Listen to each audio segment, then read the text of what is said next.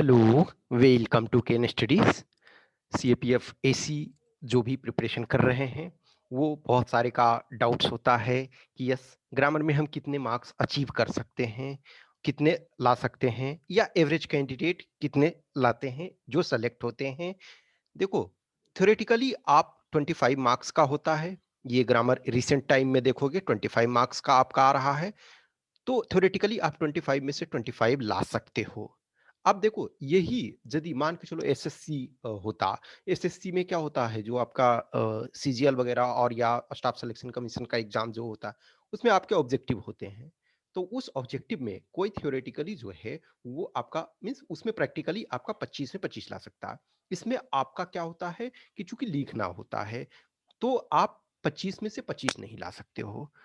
कुछ कैंडिडेट हैं जो टेस्ट वगैरह में अच्छा खासा लाते हैं, यानी हम जो टेस्ट कंडक्ट करवाते हैं तो नॉर्मली जो अच्छे कैंडिडेट हैं, अच्छे कैंडिडेट का मैं जनरली मार्क्स देखता हूँ 15 से 20 के बीच में होता है। एक्सेप्शन केस में एक आध जो है 20 प्लस ले आते हैं। अदरवाइज जो मेरा ऑब्जर्वेशन है, मैं कंटिन्यूअस जो भी 2017 से स्टूडेंट्स को गाइड कर रहा हूँ, जो उनको देख रहा हूँ, तो अच्छे कैंडिडेट जो हैं वो 15 से 20 के बीच में लाते हैं। यस, सम टाइम होता है कि थोड़ा-सा टफ आ गया, तो उसमें से 12-13 भी ले आए। बट 15 जो है, कम से कम 15 आपके आने चाहिए।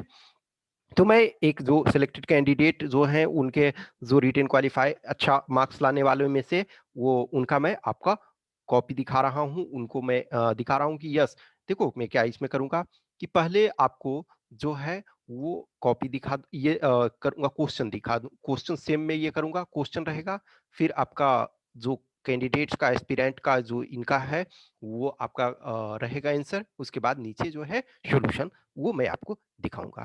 तो देखो, इस टेस्ट में जो ग्रामर में है, ये इनका जो है ये 17.5 स्कोर था।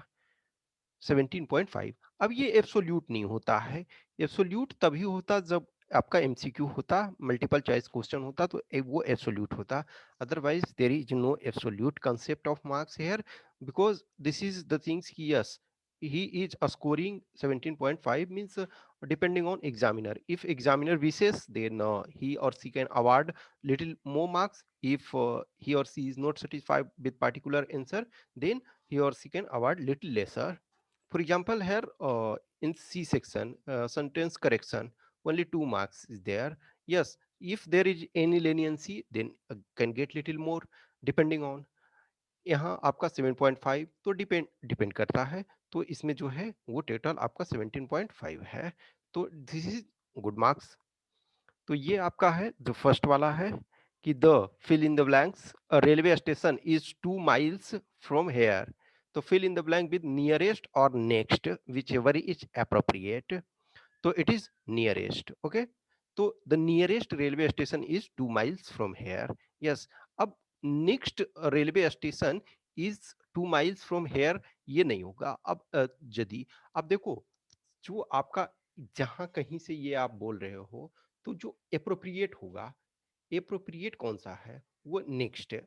अब देखो, ट्रेन यदि आपका मूविंग में है, if train is in moving condition, then yes कह सकते हो कि next station is 2 miles। But in normal, ये वी आर नॉट नोइंग कि in which condition is there.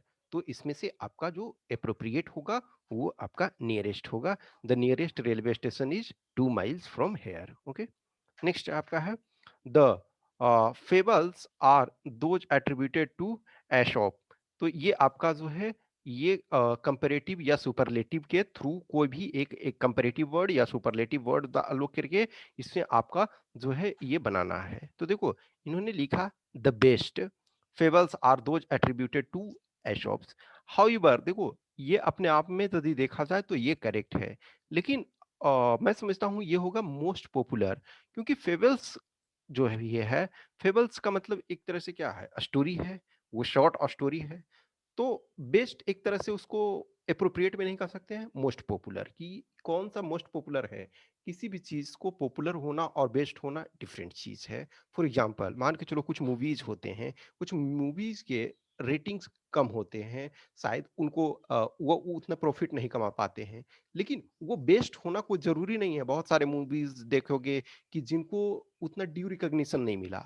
तो बेस्ट डिफरेंट चीज़ है, मोस्ट पॉपुलर। तो यहाँ मोस्ट एप्रोप्रिएट वर्ड जो होगा वो मोस्ट पॉपुलर होगा। However he is eligible for marks. आप ये करते हो तो भी एलिजिबल हो। नेक्स्ट आपका है कि वी ऑलवेज लाइक बॉयज।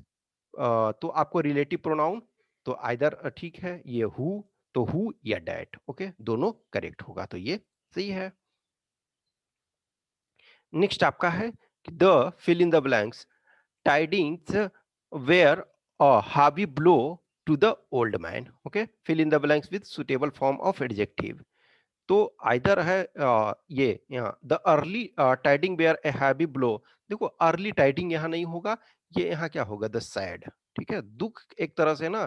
आप इस सेंटेंस के सेंस को देखो, the sad tidings bear a heavy blow to the old man. जो भी उसका साथ हुआ, मान के चलो अभी कोविड-19 पैंडेमिक से हम ग्रसित हैं, तो किसी के फैमिली मेंबर में डेथ हो गया, ये तो वो एक बिग ब्लो है। ठीक है, नेक्स्ट है a man came running up, he heard me calling. Okay, join the sentence by means of connective. तो connective से जोड़ना है। तो the man came up when he heard me calling. Okay, तो sorry, a man came. Okay, तो a man who heard me calling came running up. ठीक है, तो ये आपका गलत हो गया। Next, the farmer gathers the harvest. Okay, तो आपको पैसिव वॉइस में ये करना है। तो क्या होगा, the harvest is gathered by the farmer. सही है, बिल्कुल सही। नेक्स्ट आपका है इट विल सून बी फॉरगेटेन। ठीक है, तो इसको आपको पैसिव वॉइस में ये बनाना है। तो they will soon sorry sorry, ये जो आपका है इसको एक्टिव में ये करना है। ठीक है, एक्टिव।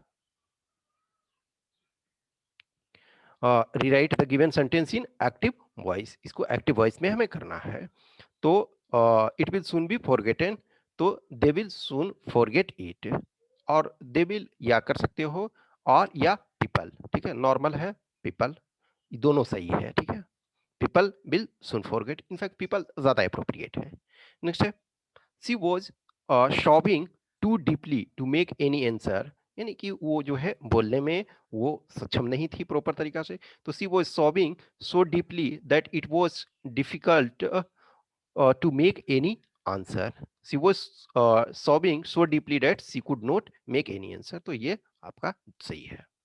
देखो एग्जैक्ट सम वो इसमें फ्लेक्सिबिलिटी लिटिल बिट होती है, कुछ में आपके पास फ्लेक्सिबिलिटी है। अब देखो जो ऑब्जेक्टिव एकदम है, तो एग्जाम ऑब्जेक्टिव है तो आंसर आपके सामने होता है, एबीसी आप ये कर सकते हो। जहां राइटिंग है, इसी वजह से मैंने बोला कि थ्योरेटिकली पॉसिबल है 25 मार्क्स, लेकिन प्रैक्टिकली जो है वो 25 marks it is almost impossible है। Next, she is sometimes foolish, तो इनको निगेटिव फॉर्म में ये लिखना है। तो she doesn't behave at times in ठीक है एन इंटेलिजेंट मैनर। एंड यहाँ होगा तो सीधी सी बात है, इसको ये कर सकते हैं, सी इज नॉट ऑलवेज वाइज। ठीक है, तो ये आपका एक तरह से हाफ मार्क्स आप डिजर्व करते हो। नेक्स्ट है हाउ ब्यूटीफुल इज नाइट, तो इनको असर्टिव सेंटेंस से बनाना है। तो क्या है, the night is very beautiful. सही है। तो देखो कुछ में है आपको हाफ मार्क्स मिल सकता है, कुछ में आपको डिपेंडिंग ऑन है कि लिटिल बिट आपका थोड़ा सा रहता है तो मार्क्स दे देते हैं एग्जामिनर, लेकिन ग्रामर में आपको कोशिश करना चाहिए एग्जैक्ट एज सच होने चाहिए। ठीक है, नेक्स्ट आपका जो है ये जो वर्ड्स हैं या फ्रेजेस हैं, इनसे आपको जो सेंटेंसेस बनाने होते हैं और इस ढंग से कि मीनिंग आपका प्रॉपर तरीका से क्लियर हो जाए। तो जैसे एप्पल पाई ऑर्डर का मतलब होता है कि परफेक्ट ऑर्डर और नीटनेस, नीट एंड क्लीन रूप से रखते हैं। जैसे आप ट्रेनिंग वगैरह में जाओगे तो वहाँ क्या होगा, परफेक्ट ऑर्डर में आपको सारी चीज़ों को रखना पड़ता है। आपको ड्रेस अलग तरीके से प्रॉपर तरीका से संवार करके रखना पड़ता है, बुक्स अलग जगह रखने पड़ते हैं, टाई अलग, सारी चीज़ को रखना पड़ता है। तो एप्पल पाई ऑर्डर में एक तरह से, तो एप्पल पाई ऑर्डर का मतलब परफेक्ट ऑर्डर और नीटनेस। तो her books are always in apple pie order. सही है, बिल्कुल सही है। तो फॉर एग्जांपल ये कर सकते हो, जो भी है इसमें इन नंबर ऑफ आपके पास।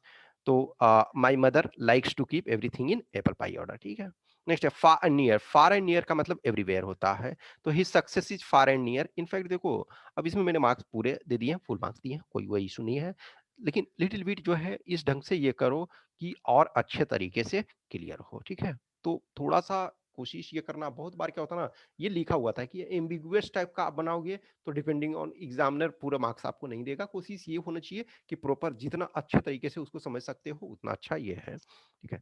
तो ये आपका फार एंड नियर एवरीवेयर। तो for example, people come from far and near to listen the famous violinist.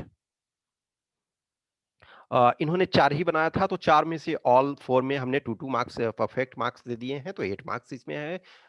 एक इन्होंने इसको अटेम्प्ट नहीं किया था।